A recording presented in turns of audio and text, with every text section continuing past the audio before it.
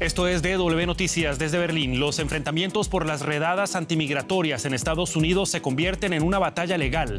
El estado de California intenta bloquear por orden judicial el despliegue de la Guardia Nacional y de los Marines en Los Ángeles, comandado por Donald Trump. La decisión del presidente para limitar la acción de las protestas ha llevado a más manifestaciones que ahora se expanden a ciudades de costa a costa. Estos son nuestros titulares. Donald Trump afirma que las Fuerzas Armadas permanecerán en Los Ángeles hasta que cesen los disturbios. El gobernador de California asegura que lo que hizo el presidente es ilegal. Tendremos cobertura con nuestro enviado especial. Además, la Corte Suprema de Argentina ratifica la condena a 6 años de cárcel y la inhabilitación de por vida para ejercer cargos públicos contra Cristina Fernández de Kirchner. La expresidenta y líder del peronismo fue hallada culpable de administración fraudulenta en perjuicio del Estado. Y en Brasil, Jair Bolsonaro rechaza haber orquestado un golpe de Estado contra Luis Inácio Lula da Silva en 2022. El expresidente compareció ante el Tribunal Supremo de Brasil ante declaraciones que lo inculpan de buscar romper el orden democrático.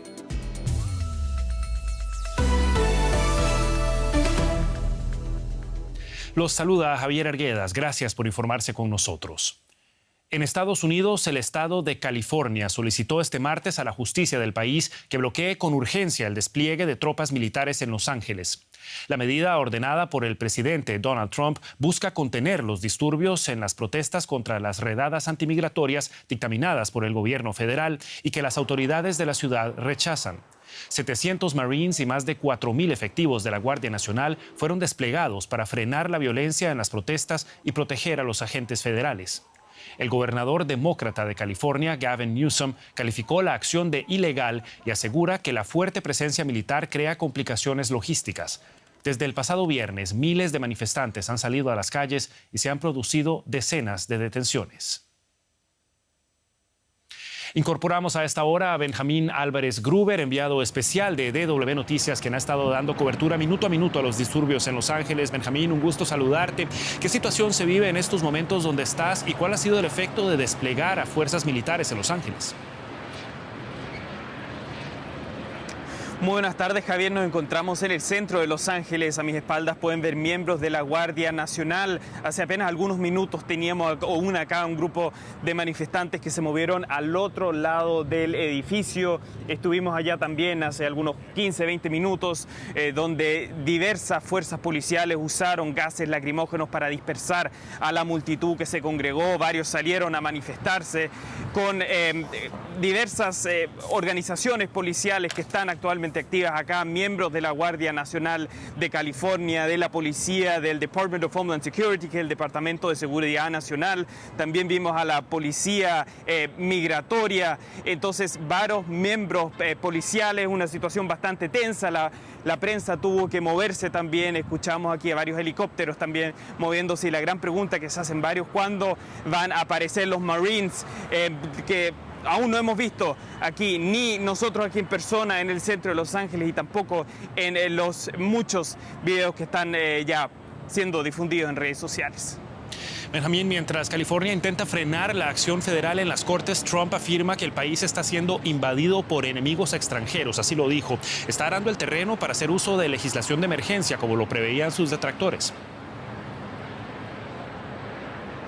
Eso es lo que intentó justamente el gobernador demócrata Gavin Newsom de bloquearlo, pero eso no funcionó. Una jueza federal dijo que van a recién realizar una audiencia el día jueves para ver si puede bloquear lo que el gobernador demócrata Gavin Newsom define como una acción ilegal por parte del presidente. La Guardia Nacional en tiempos de paz está subordinado al gobernador de cada estado. Cada estado aquí en este país tiene una Guardia Nacional, pero en caso de rebelión o riesgo de rebelión es el presidente.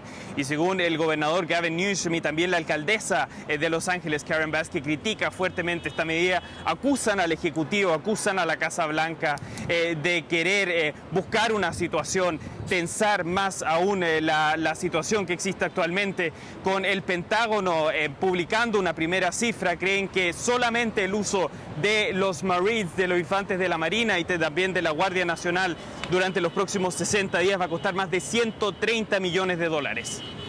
La política migratoria de Donald Trump enfrenta una creciente resistencia. Hará el reporte de Benjamín Álvarez Gruber desde Los Ángeles. Benjamín, muchísimas gracias. Y ahondemos ahora en el contexto de lo que está ocurriendo. Los disturbios en Los Ángeles comenzaron cuando multitudes enfurecidas se congregaron para denunciar las cada vez más frecuentes redadas antimigratorias en varios puntos de la ciudad.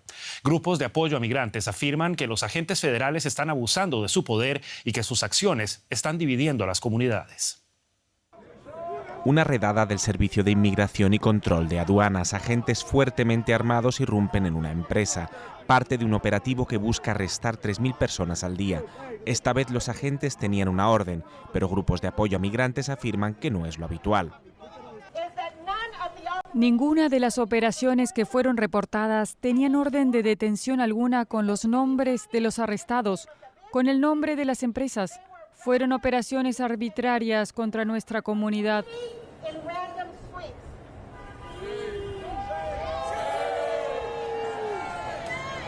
Cometieron discriminación racial.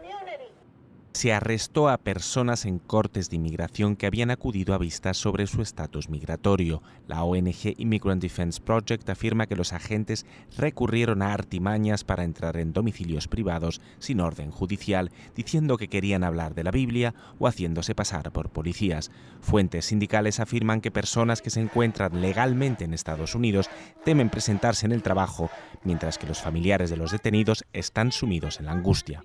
Mi nombre es Jerónimo, tío de Lázaro Maldonado, quien fue secuestrado por el departamento de ICE. Desde ese momento nosotros no sabemos nada. Él dio 18 años de su vida a esta compañía, siempre estuvo aquí, fue leal. Y hasta hoy pues no hemos podido hablar con mi padre, igual que todos los demás de aquí. Muchos temen que sus familiares sean deportados sin vista alguna. Los comunicados oficiales de aduanas anunciando deportaciones no invitan a la tranquilidad, ni tampoco la forma en que sus funcionarios retratan a los arrestados en redadas en todo el país. Se incluyen asesinos, violadores, traficantes de drogas, depredadores sexuales de menores y miembros de bandas criminales. Pero los miembros de la comunidad latinoamericana aseguran que sus familiares detenidos solo tratan de ganarse la vida y temen que no logren rebatir las acusaciones y sean expulsados del país. Fijamos ahora la mirada en América Latina. En Argentina, la Corte Suprema ratificó la condena a 6 años de prisión e inhabilitación perpetua para cargos públicos a la expresidenta Cristina Fernández de Kirchner. La condena fue dictada contra ella en 2022 por irregularidades en la concesión de obras públicas. Los 3 jueces de la Corte Suprema, la máxima instancia judicial del país, rechazaron el recurso de queja presentado por Fernández en marzo, pidiendo que se revisara la sentencia. Esto deja a la líder peronista y principal figura política de las últimas 2 décadas en Argentina a las puertas de un arresto. Y establecemos contacto con la ciudad de Buenos Aires. Allí se encuentra el periodista Alejandro Rebocio para ofrecernos más detalles de este fallo. Alejandro, muy buenas tardes para vos. ¿Qué sigue para Cristina Fernández de Kirchner y para el movimiento político que la respalda?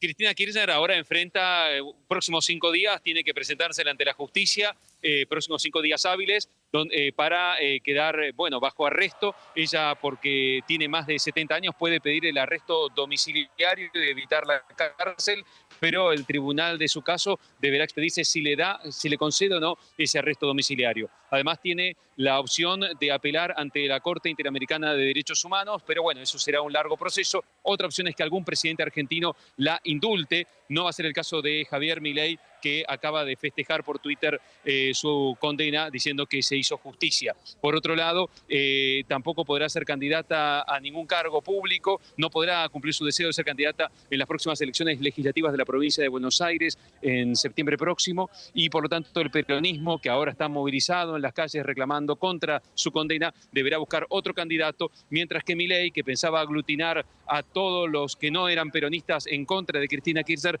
también se tendrá que ver si podrá negociar con el centro derecha y con el centro una coalición, ahora que no tiene enfrente la polarización con Cristina Kirchner. Javier Milei dice que se hizo justicia. Fernández afirma que esto es parte de una persecución política. ¿Hay argumentos para dudar que la justicia argentina esté siguiendo el debido proceso en este caso?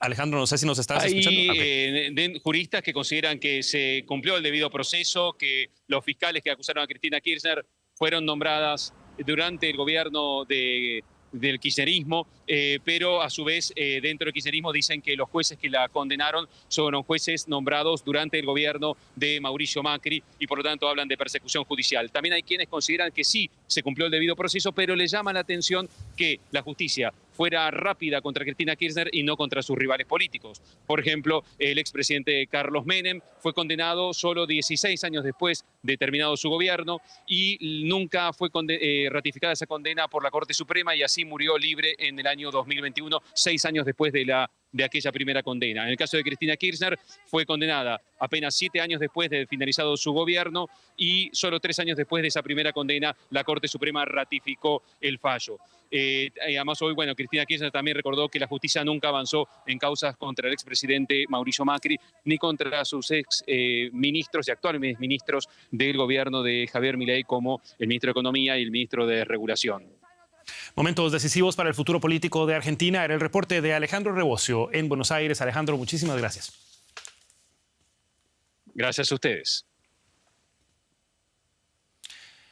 Y no es la única noticia judicial que recibimos de figuras de poder en América Latina. El expresidente de Brasil, Jair Bolsonaro, rechazó este martes la acusación que pesa sobre él de haber intentado un golpe de Estado.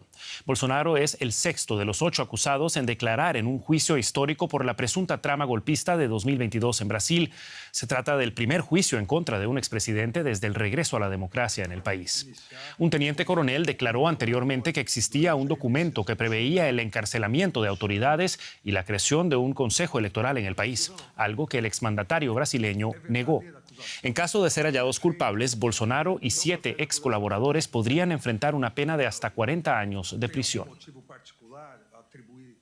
Y así reaccionaba el expresidente brasileño durante el interrogatorio al responder por la acusación de haber intentado arrebatarle el poder a Luis Ignacio Lula da Silva tras perder las elecciones en 2022.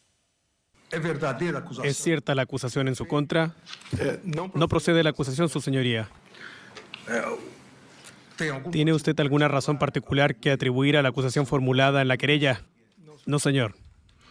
¿Conoce a los testigos que ya han sido interrogados? ¿Tiene alguna sospecha u objeción en relación a ellos? Conozco a muchos de ellos, nada en su contra. Bien, vamos a ampliar el detalle de estas informaciones con el periodista Marcelo Silva de Sousa, quien está con nosotros desde Brasilia. ¿Qué tal, Marcelo? Saludos desde Berlín. Bolsonaro niega haber gestado un golpe de Estado, pero habló de haber buscado alternativas al perder las elecciones. ¿Cómo se puede interpretar esa declaración? ¿Qué tal, Javier? El interrogatorio de Bolsonaro forma parte de una estrategia muy calculada, al mismo tiempo que negó hoy ante la primera sala de la Corte Suprema la existencia de un plan de golpe de Estado. Tuvo que admitir la existencia de reuniones con el alto comando de las Fuerzas Armadas en las cuales se discutieron medidas alternativas, según él, dentro de la Constitución para hacer frente al resultado de las elecciones de 2022. Jair Bolsonaro de esta manera ratifica elementos que ya constan en el expediente y que han sido probados tanto por el colaborador premiado, su ex ayudante de órdenes, como por distintos mensajes que fueron recabados con las autoridades. La clave está en que el expresidente Jair Bolsonaro cuestiona que medidas como el estado de sitio y la declaración de la garantía de ley y la orden que da poder de policía a las Fuerzas Armadas fueron consideradas como alternativas tras un fallo de la Corte Electoral que había negado un recurso cuestionando el resultado de las elecciones, pero que estas medidas no fueron adelante porque no había fuerza, no había ánimo, según palabras del propio expresidente Jair Bolsonaro, y que por esto no pueden ser consideradas como ningún acto preparatorio de un golpe de Estado. El propio Bolsonaro admite que estas medidas para cuestionar el resultado de las elecciones fueron planteadas, pero que no fueron adelante. No está claro si para los jueces de la Corte esto va a ser suficiente para considerar su inocencia o si, por lo contrario, forma parte de actos preparatorios para un golpe que finalmente se frustró.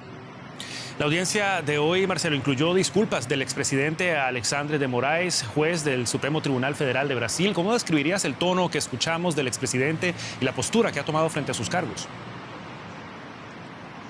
un tono ameno para un expresidente Jair Bolsonaro, lejos de aquellas diatribas, de aquellos ataques que caracterizaron su presidencia, cuando inclusive al propio Moraes lo llamó canalla y amenazó con incumplir sus fallos. Jair Bolsonaro se presentó con un ejemplar de la Constitución en manos, dijo que la respetó durante todo su mandato, inclusive le pidió disculpas al juez que conduce este proceso en su contra, un proceso que le preocupa y que también dijo hoy Bolsonaro en un tono más ameno que buena parte de los ataques, de las amenazas a la democracia, que así la consideran los jueces de la Corte, formaron parte en verdad de una retórica de un presidente que estaba triste, que estaba desencantado con el resultado de las elecciones, pero que no pasó de ello. Veremos si es suficiente para una causa que tiene procesos, que tiene elementos muy sólidos y que la Corte Suprema planea juzgar en el segundo semestre de este año.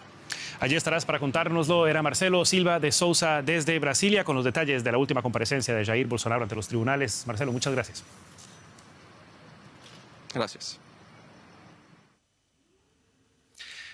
La Fiscalía de Bolivia, entre tanto, abrió una investigación contra el expresidente Evo Morales. La denuncia presentada por el Ministerio de Justicia incluye los delitos de terrorismo y atentados contra la seguridad de los servicios públicos, entre otros. La Fiscalía se basa en un audio difundido por un exdirigente cercano a Morales en el que se escucha una voz atribuida al exmandatario instruyendo a uno de sus seguidores a cortar rutas, cercar la ciudad de La Paz y ejecutar la batalla final. El entorno del líder cocalero negó la veracidad de la grabación y dijo que se trata de un audio realizado con inteligencia artificial. En Colombia, al menos 6 personas murieron este martes en múltiples ataques con disparos, coches bomba y drones de guerrilleros en distintas partes del suroeste del país. En Cali, la capital del departamento de Valle del Cauca, se registraron 2 de estos ataques que cobraron la vida de al menos una persona. Otros 6 ataques se produjeron en el mismo departamento. Las autoridades frustraron la detonación de 2 explosivos ubicados en vías de alto tránsito en los alrededores de Cali. Los artefactos contenían mensajes alusivos a disidencias de las FARC, según informa la prensa local. En esta zona del país operan, entre otros grupos, el Frente Dagoberto Ramos Ortiz y el Frente 57, 2 disidencias de las FARC. Los ataques ocurren un día antes de la visita prevista del presidente Gustavo Petro a la ciudad de Cali. Establecemos contacto con nuestro estudio en Bogotá, donde se encuentra la periodista Alexandra Correa, siguiendo minuto a minuto estas noticias en desarrollo. ¿Qué tal, Alexandra? Un gusto saludarte. Las informaciones que nos llegan aquí a la redacción cambian minuto a minuto. ¿Qué detalles adicionales conocemos a esta hora sobre esta cadena de ataques? Así es, Javier, según reportes de las autoridades, van entre 16 y 18 atentados en las últimas horas en el departamento del Cauca y Valle del Cauca, en el Pacífico colombiano, en donde hay más de 30.000 hectáreas sembradas de hoja de coca, Javier, insumo para la elaboración de la cocaína, y desde donde sale por la costa pacífica gran parte del narcotráfico hacia Estados Unidos y otros mercados consumidores que tienen la corresponsabilidad, Javier, de la violencia que azota este país. Estos múltiples atentados dejan ya al menos 8 muertos, entre estos 2 policías y varios heridos. Unos hechos violentos de una magnitud que no veíamos hace muchos años en Colombia, que se suman al atentado contra el senador y precandidato presidencial Miguel Uribe, Javier, hace 3 días aquí en Bogotá, quien sigue en cuidados intensivos y en estado grave de salud tras recibir 2 impactos de bala en la cabeza y uno en la pierna, Javier.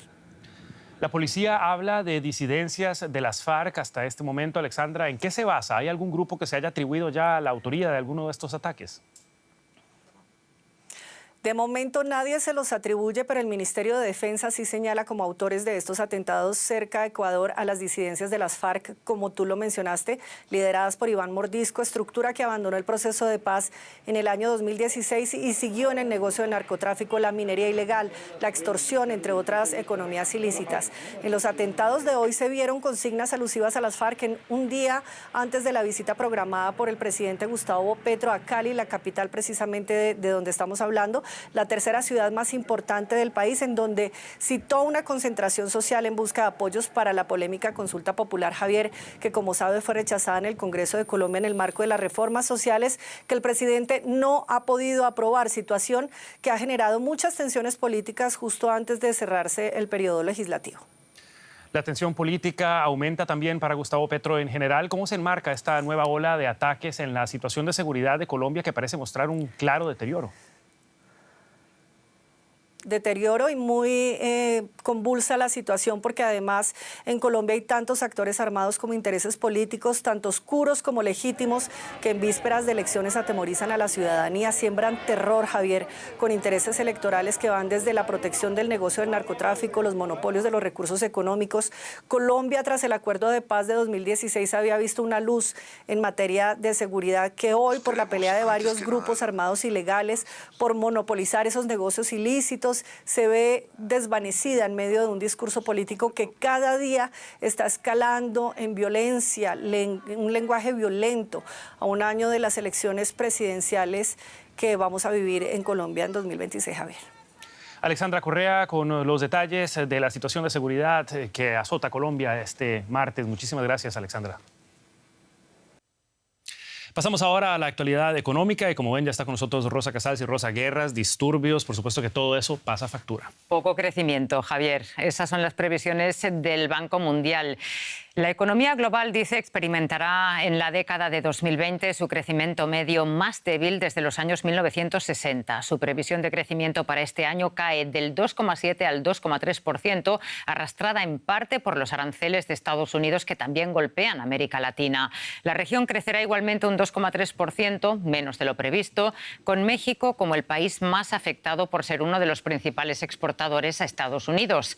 Brasil también pierde fuerza por el enfriamiento del consumo, mientras que Argentina sorprende con una proyección de crecimiento del 5,5%, impulsada por el agro y las reformas macroeconómicas. Y vamos a analizar con más detalle las previsiones del Banco Mundial. Lo hacemos con nuestra compañera en Nueva York, Ana. ¿Qué tal? Coincidiendo con el segundo día de las cruciales negociaciones entre Estados Unidos y China en Londres, ¿cuáles son las estimaciones que hace el Banco Mundial en concreto? Pues que la guerra comercial va a dejar a la economía mundial en peor lugar de lo que se pensaba tan solo en enero.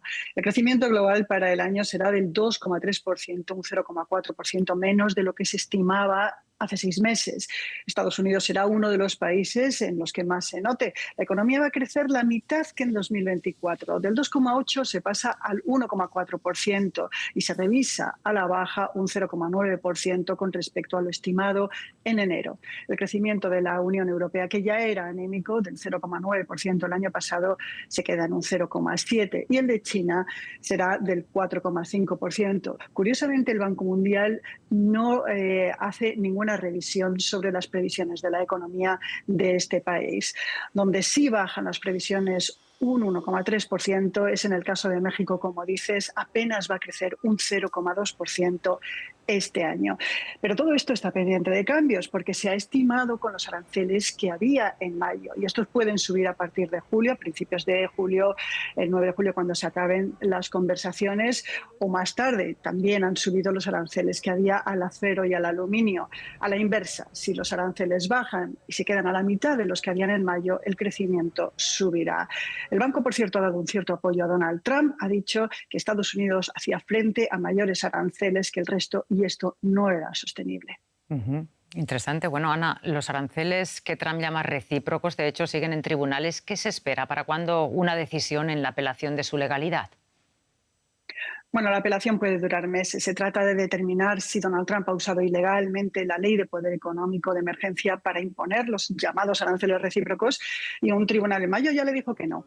Los aranceles se mantienen, no obstante, porque al día siguiente el gobierno apeló esta decisión y el tribunal decidió mantenerlos temporalmente.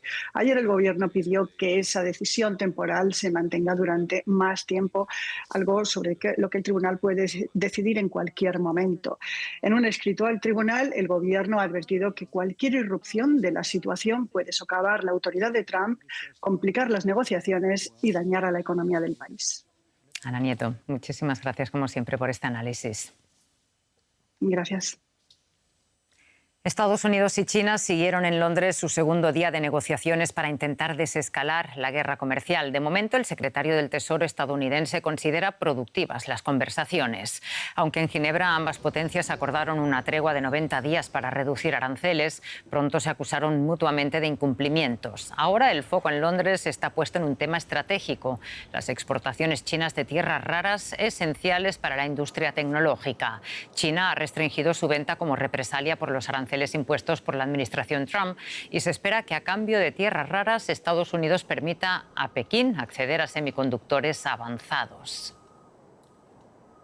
La Comisión Europea anuncia nuevas sanciones contra Moscú centradas en los sectores energético y financiero, subrayando literalmente que la fuerza es el único lenguaje que Rusia entenderá. La presidenta de la Comisión, Ursula von der Leyen, propone reducir el tope al precio del petróleo ruso de 60 a 45 dólares por barril, con el objetivo de seguir restringiendo la capacidad del Kremlin para financiar la guerra en Ucrania. Uno de los puntos clave del paquete es la prohibición total de cualquier operación comercial con los gasoductos Nord Stream, pese a que actualmente no están operativos. No hay retorno posible al pasado, advirtió von der Leyen sobre la dependencia europea del gas y el petróleo rusos. Y seguimos con más temas, Javier. Efectivamente, Rosa, nos vamos a quedar en Rusia haciendo, eso sí, un resumen de otras noticias que estamos siguiendo para ustedes esta hora, y es que Ucrania y Rusia intercambiaron un grupo de prisioneros de guerra que fueron recibidos por sus familias.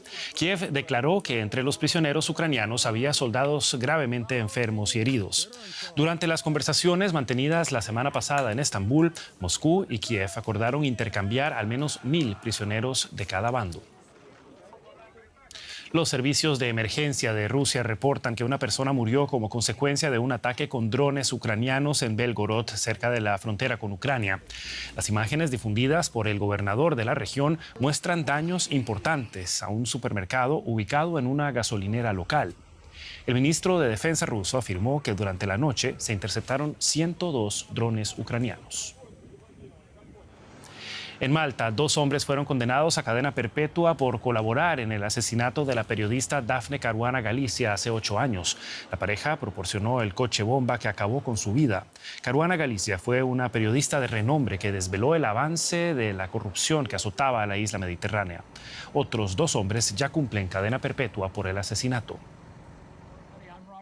Y el secretario de Salud de Estados Unidos, Robert F. Kennedy Jr., anunció este lunes el despido de los 17 miembros del Comité Asesor de Vacunación y su reemplazo por nuevos integrantes para restaurar la confianza pública en la inmunización. Kennedy acusa al panel actual, nombrado en su mayoría por Joe Biden, de tener conflictos de intereses con empresas farmacéuticas. Y hasta aquí esta edición de DW Noticias. Quedan al día con la actualidad internacional. Recuerden que pueden mantenerse al tanto en dw.com y visitarnos en redes sociales buscando DW Español. Soy Javier Arguedas, junto a todo el equipo aquí en Berlín. Hasta la próxima. Que la pasen bien.